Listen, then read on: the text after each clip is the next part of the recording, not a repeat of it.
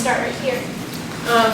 I'm curious, so if there's an infraction, are there like designated punishments for that infraction?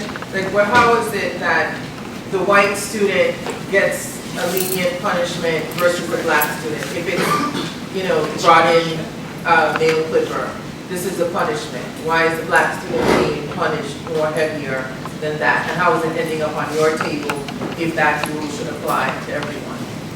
So the short answer is the way the law is set up. Individual principals are given a very wide range of discretion for suspensions of less than 10 days. So if a child is being suspended for 10 days or less, there's almost no oversight. There's no right to a hearing. They just sort of make a call and do it. When students are suspended for longer than that, there are some oversight processes. You can have a hearing, but it varies from county to county and has different things. The other piece that comes into play, so ideally county school districts will have what you're talking about, a clear student code of conduct with an idea of what that is the best practice. A lot of school districts in North Carolina don't. They just sort of do what they feel is right, which is inviting in racism, to be frank. And you say, do what you think the right answer is. The other piece that we see in a lot of counties still, defiance or disrespect are individual sort of offenses. And so that is just sort of, anytime the teacher feels like you need a little bit of extra, they go, well, in addition to, you know, bringing a nail clipper, you were defiant. And because of that, you get 4 more days. Awesome. Thank you. I just want to say too, the other part of that is that, excuse me, you know, in schools, we're trying to get restorative justice practices. And you know, that goes along with the social workers as well as counselors. So students are able to, you know, do peer mediation and solve things versus, you know, always continue to go on into, you know, to a fight. The other piece I wanted to say is that Trayvon talked about the SROs, the school resource officers. Oftentimes, principals today often let, not often, more frequently than enough, they let the police officers handle things, and particularly with black kids, female and male, they do not trust police officers, and they have a very good reason not to. And so when that happens, things escalate. And so when that escalates, then the charges get, you know, really put down to whether I'm going to arrest you and stuff like that. Another question? Yes. You started talking about how Columbine was kind of a turning point in terms of this whole thing, but I'm also kind of wondering about the privatization of prisons and what that does in terms of getting a labor force and the incentive to keep prisons at a certain capacity, like cheap labor or free labor. Well, the criminal justice system hasn't really changed over the last 300 or 400 years. So I mean, don't be mistaken that it works exactly as it has been designed to do. And your laws are made by people who are elected, by people who either vote or don't vote. That's where it happens. So that's where it starts. So for example, you know, North Carolina was a tobacco state. We grew a lot of tobacco, so when tobacco went away, where there had to be some type of replacement for that industry, well, what do you think it became in North Carolina? Prisons. So you go all across the state, and you go into different counties, and I can speak to that from a personal perspective because not only do I have a kid that's a senior in college, I also have a kid who's doing life in prison, so they say. Okay, so I've been to at least 10 prisons that my son has been on over the last 10 years that he's been in prison. So, you know, they have built prisons all over North Carolina that, you know, house thousands and thousands of people. So who do you think they're putting in there? You know, but at the same time, who's voting, who's not voting? Right. And because somebody is making the decisions that this is how your tax dollars are going to be spent. So it's doing what it's supposed to do. So when you come in from the end of we've got to stop it, there's a whole lot that has to stop. Not just the criminal justice system, the education system, the housing industry. It really hasn't changed. But what has happened is that we have divided ourselves more so. I think class has more to do with what's going on with African Americans in this country than race ever will. Right. Because unless we do what we need to do to reinstill the importance of education, we were being educated when we couldn't.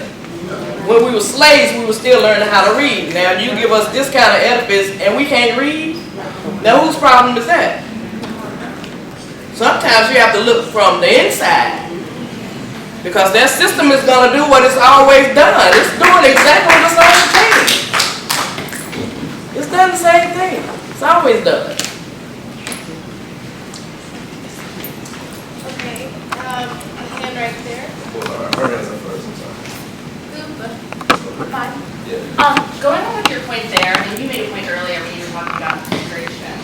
And I was at a panel a couple of months ago that it was comprised of women that are probably in their 80s and 90s, and we're talking about what education looked like when they were growing up, and that they went to all black schools and had all black teachers, and their culture and their identity, and they were empowered in their academic environment, and how that is not happening in schools across the country, whether you're a low-income student or even if you're going to school in the middle class, the chances of you having a black teacher that looks like you and that's empowering your identity are very slim.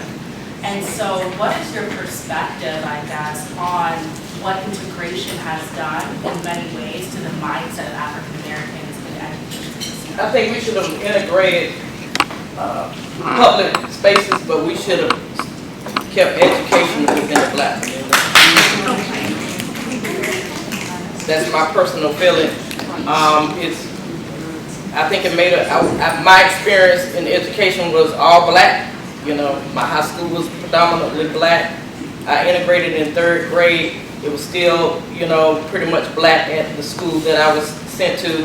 I've gone to North Carolina Central University twice. You know, that's all I know.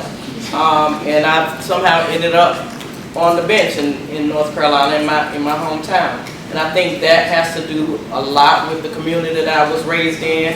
The teachers were around you, and once we became middle class, a lot of people became middle class, they moved out of those neighborhoods. So you didn't have that mix of people where you could see the teacher, where you could, you know, touch the professional that was in that neighborhood. Once we got that cul-de-sac and moved out, it was like, okay, I don't want to go back and help anybody else. There's a big class difference between who's being sent to prison and who's not. I don't see middle class people in my courtroom.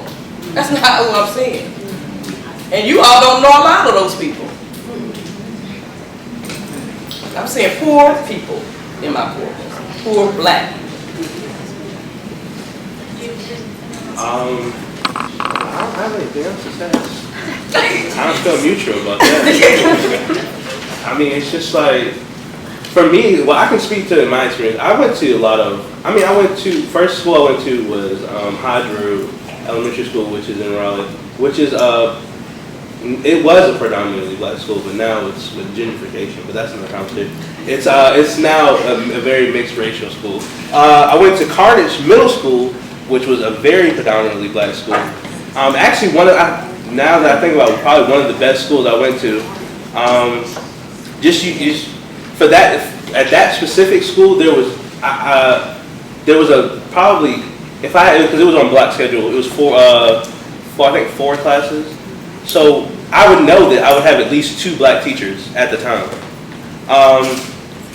And if it was an elective like Spanish, I know that my teacher would be in Spanish. So, but I think that for me was the best experience because because I feel like, because when I went to high school, I went to Knightdale High School, which is another issue. But it just showed the disconnect because there was assumptions already made about me before I even got there. Because at my old school, the last teacher that I had, my math teacher, she basically, I can now say that she definitely was discriminating against me because there was a writing assignment for a for our math class, and everybody wrote in pencil. But miraculously, I needed to be writing in pen, and it was the day of my graduation of middle school, and they were going to hold me back because I didn't have enough math credits to move to my next school. That didn't end well for her. I lost my mind because it was just, my family was there at the time, so it was just like made me lose my mind. So my language arts teacher, who was black, basically sat down with that teacher and basically said, "You're not going to hold this student back." So I moved on, I went on, but I didn't move on to a better space because there was a lot of assumptions already made about me. That she wrote a report, like people said, it stays in your record, basically, and she held me back to the point where I had to take a year-long math class when I could have took a semester-long math class and would have had an extra credit to go towards something else. But and it happened for both. She really messed me up to the point where I didn't get an honors class in high school until I was a junior in high school, and that was for language arts. And that it took a black teacher telling me that this isn't the class for you. You're not supposed to be here. You should be in honors class. So it's. I mean, like you said, I mean, I don't have really much to offer except for this perspective of that I had white teachers before, and I feel like they've made assumptions about me before they even met me. And even when they do know me, they don't really know much about me. They don't know what I like when I bring to school and what I leave with. So I just feel like it's a very different exchange when you have all black teachers. So. Awesome, thank you. So I saw like a triangle of hands here, so we'll go you in the back and then. What, you are? Yes. Yeah. All right, so my first comment was for the Judge O'Neal. Yes, ma'am. One thing that she mentioned was home and classes. So currently I work in Vance County. Familiar with Vance County? Oh yeah, the whole court up there. Okay. Been up there several times. Yeah, so, I mean, you're kind of familiar with the culture of Vance County. And we were just talking about this today, when we have 8 teachers in our school who've been at the school for at least 10 years. Last year we had 20 new teachers, year before that 20 new teachers. So, you know, it's kind of hard to build a culture. Me, I've only been there a year and a half. But, you know, in my year and a half, I have seen the culture, you know, the culture of the environment, how parents interact with administrators and people who've been there. So what do you think the best, since you're familiar with Vance County, to advocate for our students and try to break down this whole school to prison pipeline, you know, going against the county, you know, the county and the culture of our schools? And I'm probably not going to give you the answer that you all would expect.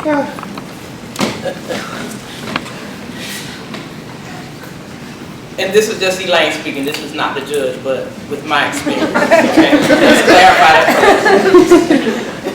You can spend all the next 300 years trying to change this, and it will be there, in some form or fashion. It morphs with the culture, you know? Just like we're not slaves anymore, it's morphed now. In the prison, you're a convicted felon. So you're in the prison justice system. So it just morphs, but it's still basically there. Black lives have to matter to black lives. And one thing that I've always seen, I have seen over the years is that, for instance, in my hometown of Durham County, you have a lot of blacks that are in positions of power, the mayor, the county commissioners, they're getting ready to be the majority on the school board. But you will have a lot of blacks, and I graduated from Hillside High School, which is where Hillary Clinton was this afternoon, but you'll have a lot of middle-class blacks that don't even want to send their kids to Hillside. And I've seen black middle-class professionals who should be providing and being the bridge, they will come down harder on other blacks than any white person I've ever seen do it, okay, in a lot of instances. So how you change the culture, young man, is doing exactly what you're doing now. Being a positive black role model and reaching back to pull some people who have no way of knowing what you look like. Most of the guys that I see in my courtroom, they don't know who you look like. They don't see you because there's a disconnect between that culture and middle class. Look at all of us in this room. So you got to change the culture by doing things that you can do in your everyday life. Because when you get to try to attack these systems, and we have to have people who do that, but for the individuals in our own little silos, you have to make a difference in your everyday life by not talking about it. You gotta walk it out. You have to walk it out. That's how you change a culture. So I wanted to get the last two on this side, and then we're gonna have some conversation after, and you'll have time to ask more questions too. So, did you still have your? So, basically, I went to Taiwan High School in Charlotte. The only ones from Charlotte, I went to Harding, so just a reminder of that. And I realized that because a lot of people come from really rough communities, there's a lot of psychological trauma that happens to make people feel like they can't escape that. And is there any push for implementation of therapists or psychologists in the school systems so people can speak about what's wrong? Because some students do have mental health issues that aren't really being addressed because I know sometimes stigmatized in our community. So is there any push for that? And if not, what can we do to give people that voice so that they can feel heard for once? So I think from around the country, as Trayvon and I, travel somewhat, a lot of people are working on the school to prison pipeline. And one of the main issues that we talk about is to get the SROs out of schools and put in more guidance counselors, social workers, nurses, the restorative justice is practice, and have someone there to be in charge of that, to teach students about, the peace circles that you can do instead of peer mediation. So there is a push to do that. Now you look at North Carolina, and you look at who's in office at the state level and what they have done over the last 4 years, and they continue to do it, is cut education. That's the top piece, the cut for them. And so systems when we're there struggling at the Board of Ed saying we want this, we need this, and then they say, well, you need to go to the state because we don't have money. Which basically some of it is true, and we said you could switch stuff in your budget, but basically, we have to really get people in office that see public education, as something that really needs to be for everybody, and not send people and pay for vouchers to go to private schools. If you want to go to private schools, then my personal feeling is that then you should have the money to do that. I don't think you should take my tax dollar and use that to send your child or somebody to school. And for other people, they don't have a choice that we're talking about. The only system that we have, and we have to struggle, I hear what the judge is saying, but we got to struggle, folks, and it may not be in my time, to fix the school to prison pipeline. Because we won't have anybody in the next coming generation out here in the real world, if you think about it. It's a serious question. So, one thing I would add too with the mental health, thinking about that, so there's that whole area, so it falls into this sort of idea of special education, Individuals with Disabilities Education Act. There are two really competing issues there. One is that there is over-identification of black youth as having a number of disabilities, which is a real thing, that exists. The other, for me as a lawyer, if you have a disability, I can get you better things. Like, just to be frank about it, if you have a disability and you're protected by the IDEA, what you are entitled to is a free and appropriate public education, which means more in that context than it does and so it's one of those things where it goes back to sort of figuring out in the community and the family that how do you balance that, not wanting to be labeled versus this might be the only way to force the school to get what you want, and it's not an easy question at all. I'm not going to take too much time. I know we went through all of this in like the school to prison pipeline. I feel like for us, like what Rukia was saying, we try to put things that support children and try to help them overall, mentally, physically, in any way that we possibly can. But there's so much money being, through back and forth, and going into private prisons, going to the state, taken from the state, taken from support systems. I mean, for me personally, every school I went to, there was always one nurse, and she was there on Tuesday. So Monday, Wednesday, Thursday, and Friday, if something happened to you, you're on your own. That's a problem. The fact that I feel like now when it comes to the talk on counselors, elementary school was the best part of having counselors because you knew your counselor. You didn't know the police officer, you knew your counselor. But as you progress, that's all you know is your police officer. I know there are people in this room that don't know their counselor. I know for a fact there is someone in this room that does not know their counselor if they're in high school. I met my counselor on two different occasions. I met my counselor for freshman camp when I was going to high school, and I met my counselor once again when I was leaving to go tell them what college I wanted to go to. Those were the only two exchanges I ever had with my counselor.